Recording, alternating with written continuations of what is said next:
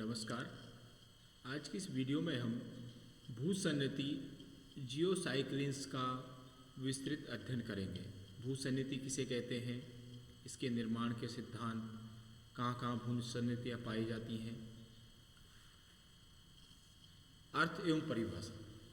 सामान्य अर्थ में भूसंनति या भू अवनति से अभिप्राय ऐसी जलीय गर्त से है जिसमें निरंतर अवसाद मलबों का जमाव होता रहता है। महाद्वीप तथा महासागरों की उत्पत्ति के समय कई ऐसे भाग थे जो दृढ़ एवं स्थिर थे, जिन्हें दृढ़ भूखंड कहा गया।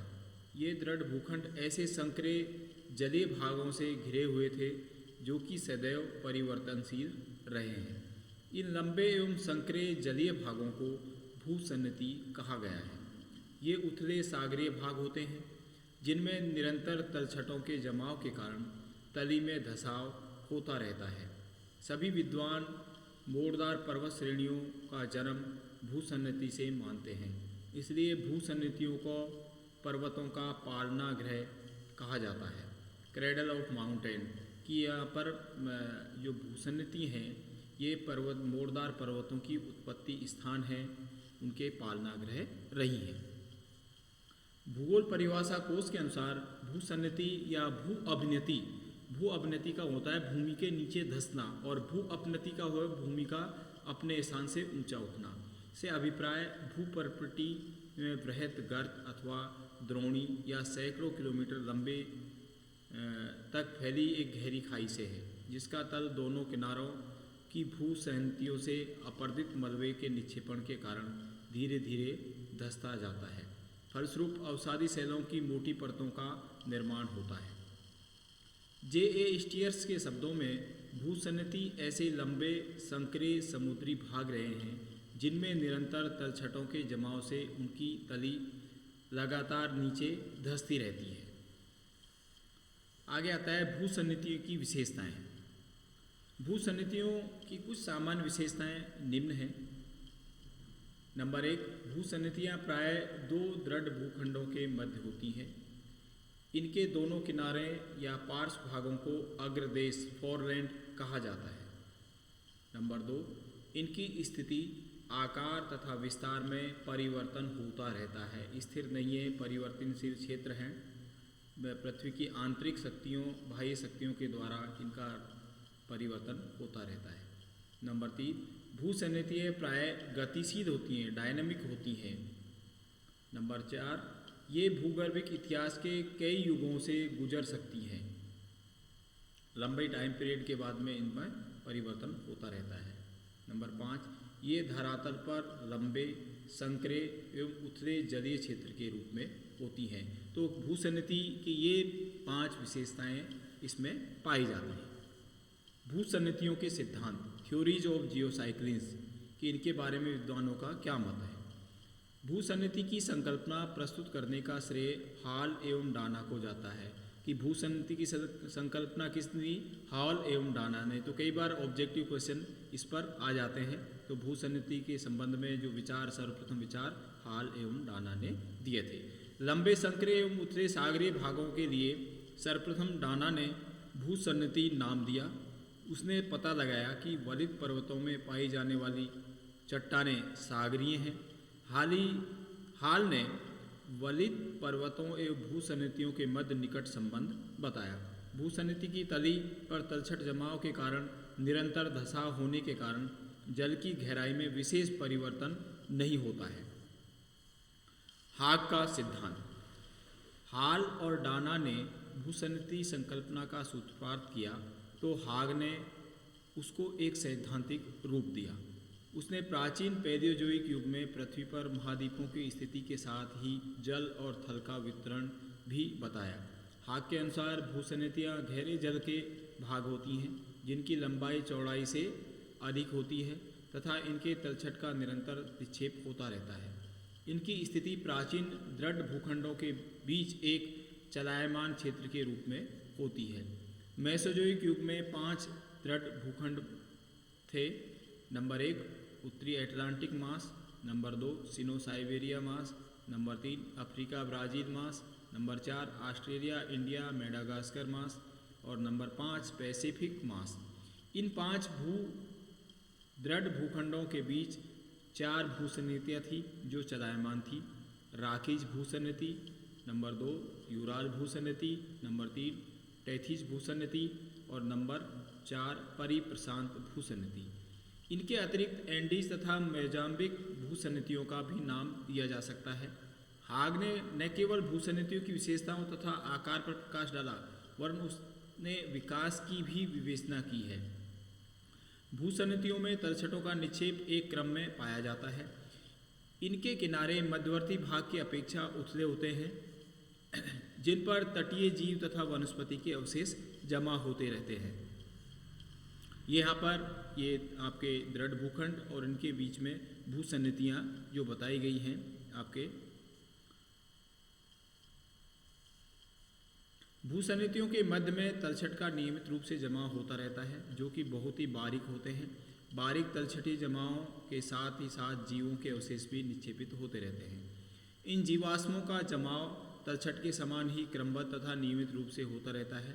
उदाहरण के लिए किनारे वाले भागों में केवल ऐसे जीवाश्मों का जमाव संभव हो सकेगा जो कि उथले सागरीय जल में रहते हैं। इसके विपरीत मध्यवर्ती भाग में गहरे जल वाले जीवाश्म अवशेष जमा होते रहते हैं।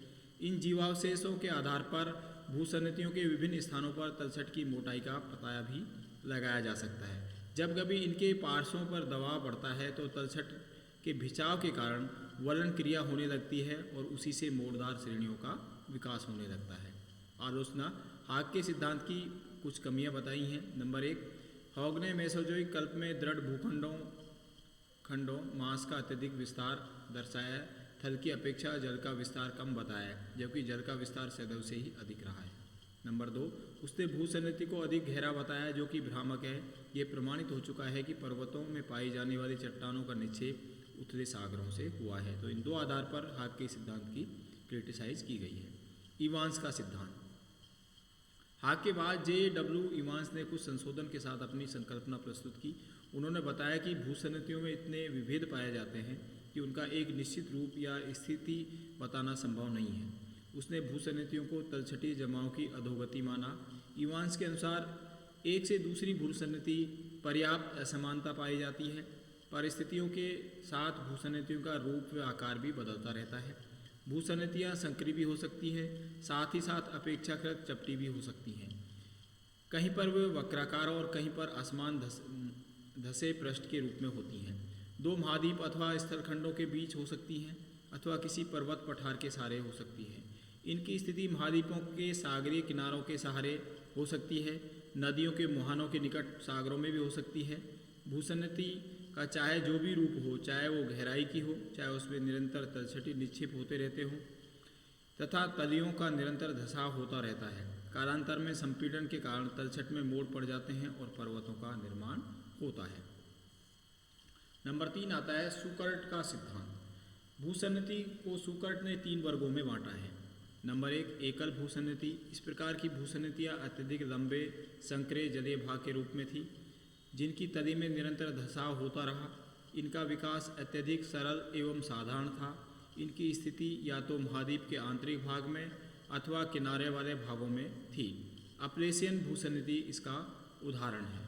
नंबर 2, बहुल भूसन्निधि पॉलीजियोसाइक्लिन्स। इस प्रकार की भूसन्निधियाँ चौड़े समुद्री भाग में थी जो कि एकल भूसन्निधि की अपेक्षा अधिक चौड़ी थी। इनका भूगर्भिक इतिहास अत्यधिक जटिल था। ये ग्लोब पर अधिक समय से विस्तृत थी। इनमें तलछटीय संपीड़न के कारण पर्वतों की उत्पत्ति हुई। उदाहरण के लिए रॉकी तथा यूराल भूसन्निधियाँ इसका उदाहरण है। मध्यस्थ भूसन्निधि मेसोजियोसाइक्लिन्स।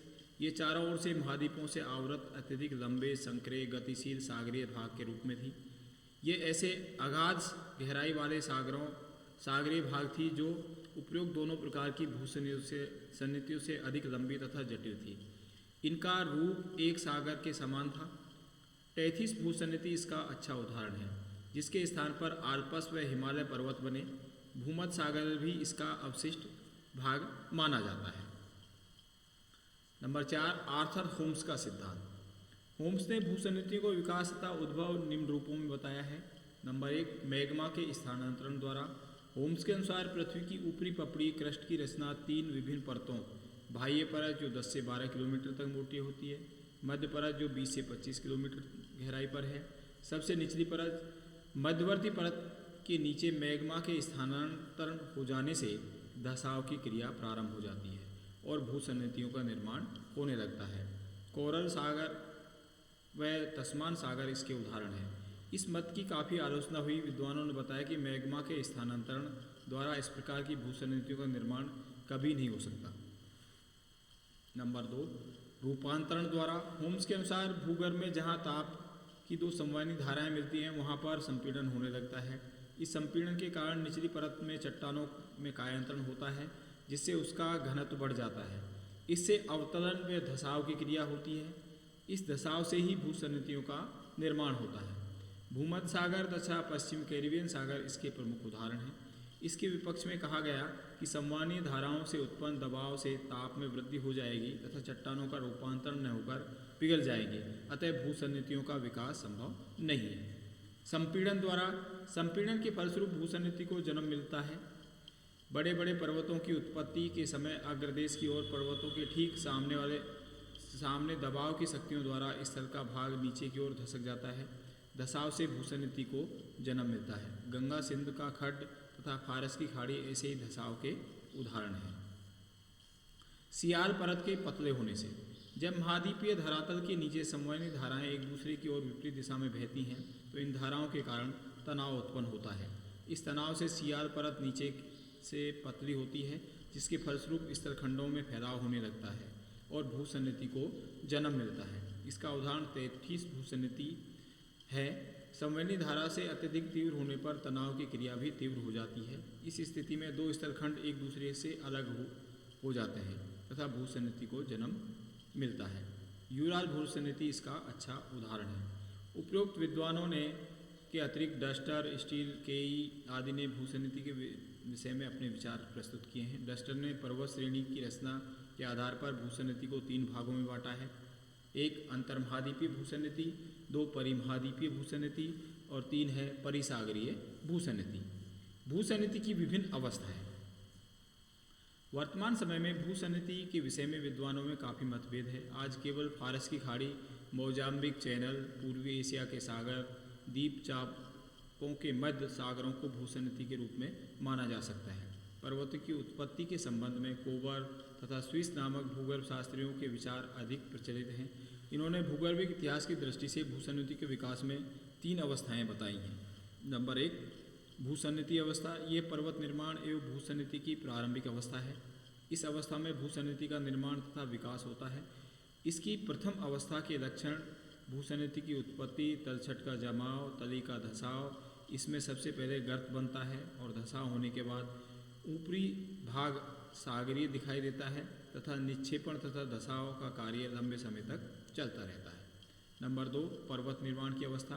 द्वितीय अवस्था में जब भूसन्निधि तलछट से भर जाती है और पर्वतों का और पृथ्वी का संतुलन बिगड़ जाता है तो संतुलन को पुनः स्थापित करने के लिए भू हलचल होने लगती है और उस हलचल के समय भूसन्निधि के किनारों पर क्षैतिज दबाव पड़ता है जिससे तलछट में वलन की क्रिया होती है और भूसन्निधि का समस्त पदार्थ संपीड़ित होकर वलन के रूप में पर्वत का रूप धारण कर लेता है। तो ये संतुलन की क्रिया के द्वारा उस जो भरी हुई जो भूसन्निधि है उसमें वलन से पर्वतों का निर्माण होता है। विकास की अवस्था। पर्वत निर्माण एक दीर्घकालिक घटना है। पर्वतों का उत्थान धीरे धीरे कई युगों तक होता रहता है। उदाहरण, हिमालय का विकास इयोसीन युग से मध्य प्लेस्टोसीन युग तक होता रहा। आज भी इसके ऊपर उठने के प्रमाण मिल रहे हैं। पर्वत के निर्माण के साथ ही अनाच्छादन की क्रियाएं भी सक्रिय हो जाती हैं। ये अपर्दन के द्वारा पर्वतों की ऊंचाई घटाती हैं। अनाच्छादित पदार्थ के अन्यत्र स्थान पर निरंतर जमा होने से संतुलन स्थापना के लिए पर्वत फिर ऊपर उठने लगते हैं। इसे विकास की अवस्था कहा जाता है। तो जिस प्रकार से आपके इसमें कि पर्वतों का बनना फिर वापस उस पर बाह्य जो शक्तियाँ क्रियाशील हो जाती हैं और वो काट छाट करके वापस मलबे को भूसन्निधि निचले स्थानों पर जमा करती रहती है और फिर इस पर वही आपके असंतुलन की स्थिति फिर वापस संतुलन स्थापित करने के लिए उसमें आंतरिक शक्तियाँ क्रियाशील हो जाती हैं। तो इस प्रकार से उत्थान और पतन और भूसन्निधि की प्रक्रिया लगातार एक क्रियाशील प्रक्रिया है। तो इस वीडियो में हमने भूसन्निधि किसे कहते हैं, इसके विभिन्न सिद्धांत और इसके विभिन्न प्रोसेस का अध्ययन किया। इस वीडियो में इतना ही। That's all. Thank you.